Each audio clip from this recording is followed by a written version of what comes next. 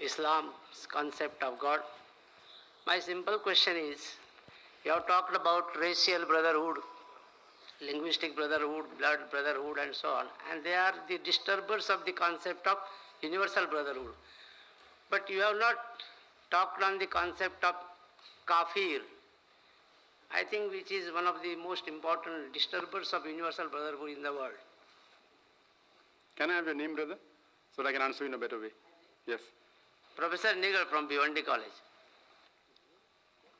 The professor has asked a question that I have spoken about various concepts. I've explained the concept of universal brotherhood and spoken that the concept of brotherhood based on blood relationship, on race, on caste and creed, etc., they cause disturbance. I haven't spoken on the concept of kafir.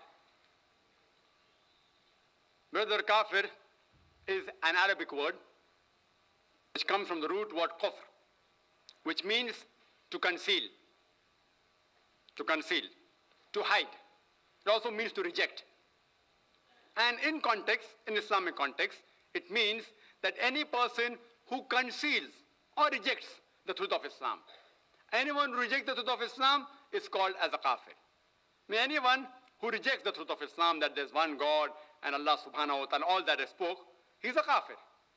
Any brotherhood besides the brotherhood of universal brotherhood of faith and the Islamic brotherhood, if it falls in other brotherhood based on anything, there can be 100 types of brotherhood. Brotherhood based on a particular region, whether it be India, whether it be Pakistan, whether it be America, all these other brotherhood, that is not in the purview of the brotherhood of faith, believing in concept of one God, disturbs the universal brotherhood, including if you say that the kafirs, the brotherhood of kafirs, do they disturb? Yes, they disturb. What is the meaning of kafir? Anyone who rejects the truth of Islam. There are some non-Muslims who ask me questions, and during question answer, one of the cassettes, they said, that why do the Muslims abuse us by calling kafir? And people say that gets hurt. I said, see, kafir is an Arabic word which means a person who rejects the truth of Islam. It's an Arabic word. For a person who rejects the truth of Islam, in English if you have to translate, he becomes a non-Muslim. So a person who is a non-Muslim who rejects the truth of Islam, he is called as a kafir. It's just a translation of the English word non-Muslim.